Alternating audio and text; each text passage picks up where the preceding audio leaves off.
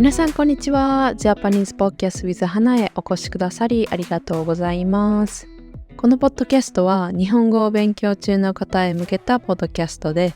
日本の文化やニュース、また私の個人的な体験だったり経験など、様々なことを日本語でお送りしています。皆さん元気にお過ごしでしょうか？今回のテーマはお弁当です。お弁当っていう言葉を聞くと、この箱、ランチボックスにいろんな食べ物を詰めたものを思い浮かべるかもしれないんですけど、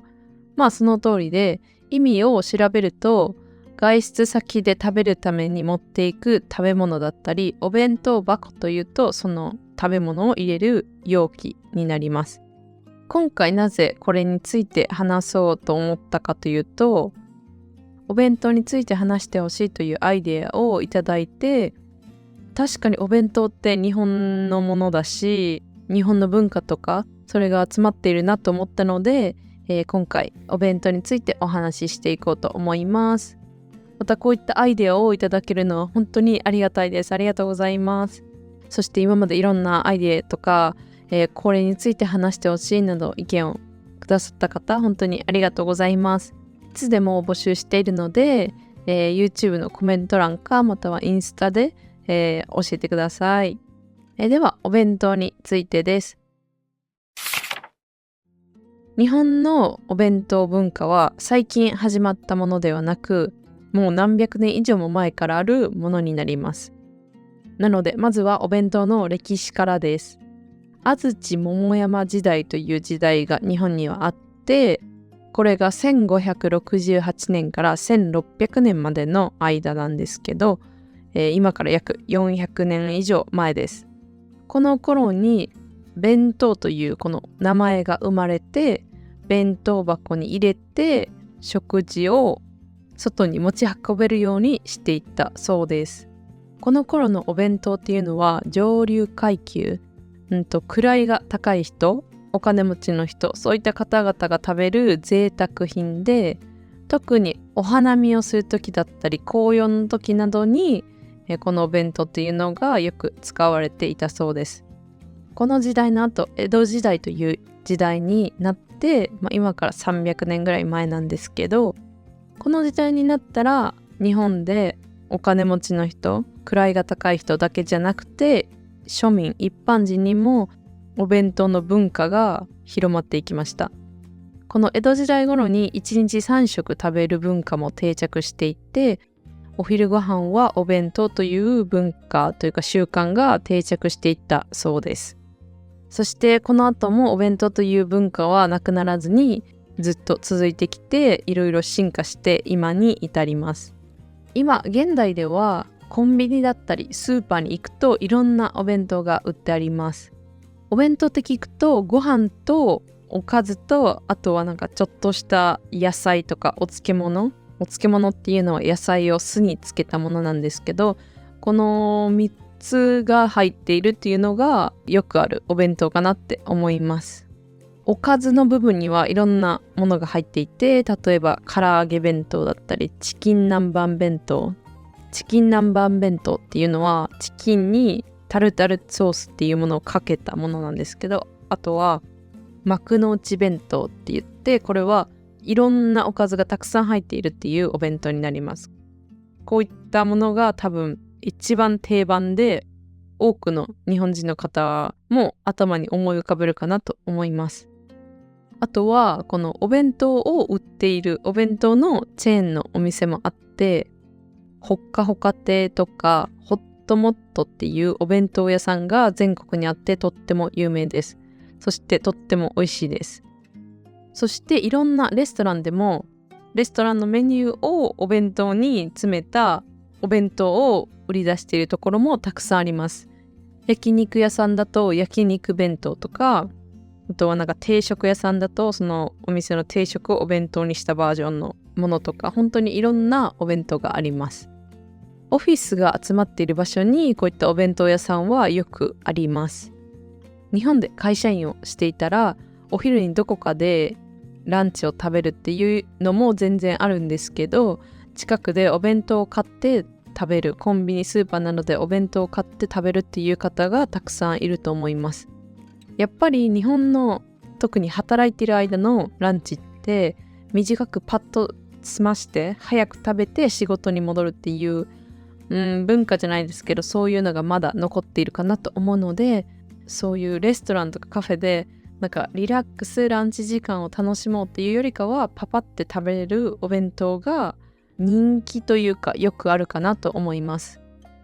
あとお弁当ってやっぱりレストランとかに行って食べるよりは全然安くて、本当に安いものだと500円とかでお腹いっぱいになる量が入っているお弁当もたくさんあると思います。最近はちょっと物価も上がっているし、東京のオフィス街にあるお弁当屋さんとかだともうちょっと高いかもしれません。もちろん高いお弁当はもう何個でもあって1000円2000円とかも全然するんですけど、お弁当は平均的に見たらそんなに高いものではないので、比較的安くてみんながお昼ご飯として食べるものかなと思います。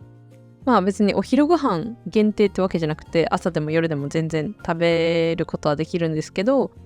お弁当って言ったらお昼に食べる、お昼ご飯として食べるっていう方が多いかなと思います。あとお弁当というと駅弁というものがあります。駅弁は本当にそのままで電車とか、新幹線の駅で買うお弁当です。この駅弁が初めて発売されたのは1885年だそうです。なので今から139年前です。旅行する際、新幹線を使ってどこかに行くっていうのがあるんですけど、その時に駅で弁当を買って、駅弁を買って新幹線の中で食べるっていうのが旅行の楽しみのうちの一つっていう方が多いと思います。この駅弁が食べたいからこの駅に行きたいっていう方もいると思います。なんでこの駅で買う駅弁がいいかっていうと、駅弁は基本的にはその土地で有名な食材などを使っている、弁当限定品っていう感じなので、そこでしか買えないものだからです。例えば新幹線だと全ての駅に同じ弁当が売られているわけではないんです。地域を感じられる、その土地を感じられる食材をたくさん使っている弁当があります。なので旅行の際の楽しみの一部として多くの方が駅弁を買ったりします。お土産として駅弁を買ってきてっていう方もいると思います。なので皆さんもこれから新幹線を使って日本を旅行する予定がある方、またはそうしてみたいなという方は、事前に行く駅に売ってある駅弁を調べて、それを買ってみて新幹線の中で食べてみるっていうのもありだと思います。これはなんかめっちゃ日本人が日本を旅行する時の光景っていう感じがします。それを買わなくても、新幹線に乗ったら一回周りを見渡してみてください。いろんな方がいろんな駅弁を楽しんでいると思います。あとキャラ弁というのもあります。キャラ弁はキャラクター弁当の略です。言葉を短くしたバージョンです。でもキャラ弁をキャラクター弁当ということはないので、キャラ弁で覚えておいてください。このキャラ弁というものを見たことはありますか？いろんな食材を使ってキャラクターのお弁当を作っているものです。どんなものがあるかなんですが、ディズニーのキャラクターだったり、アニメのキャラクターだったり、本当にいろんなものがあって、細かいところまでこだわって作られているものがたくさんあります。これはいつ作るかなんですが、多分多くの子供がいる方は、子供が遠足とかピクニックとかなんかお出かけするときにちょっといつもより気合を入れて、そんな感じで、作ったりします。なのでいつもは普通のなんかご飯と卵焼きとちょっと唐揚げがあったりとかおかずがある弁当だとしても、子供が遠足ピクニックってなるとちょっと気合を入れる、そういった方々もいるかなと思います。私のお母さんはその特に特定のキャラクターのお弁当を作ってくれたっていう記憶とかはないんですけど、おにぎりとかご飯の上に海苔でなんか笑顔の絵文字みたいなのが書かれていた記憶はあります。そういった感じでちょっと工夫をして、自分のお子さんたちを楽しませる、そういった方々もいるかなと思います。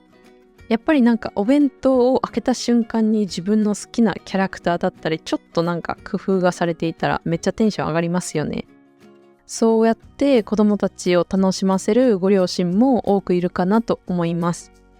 これはやっぱり手間がめちゃめちゃかかるので、毎日するっていうよりかは特別な日にちょっと気合を入れた弁当っていう感じがします。最近だとそのキャラ弁を作るためのいろんなグッズが売られていたりします。海苔をハートに切れるようにとか星のマークに切れるようなグッズがあったり、そうですね、そんな感じで多くあります。で、お弁当はやっぱ日本人にとったらすごく馴染みのある身近なものかなと思います。今回はお弁当についてお話ししました。今回このお弁当について話そうと決めていろいろ調べると、お弁当って本当に何百年も前からあって、歴史があって文化もあって、日本にとってもこのお弁当っていう文化はとても大事なものなんだなっていうのを改めて知ることができました。健康的な食事をするために自分でお弁当を作っている方もたくさんいますし、手短にランチを済ませるためにお弁当を買って食べるっていう方もいると思いますし、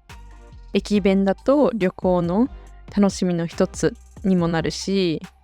キャラ弁だったら食べる人をちょっと楽しませる、笑顔になってほしいなっていうのでやることもありますし、お弁当っていうこの一つの言葉でも本当にいろんなものが、いろんな意味があるなって思います。今回はここまでになります。最後まで聞いてくださり本当にありがとうございました。ではまた次回のポッドキャストでお会いしましょう。それでは。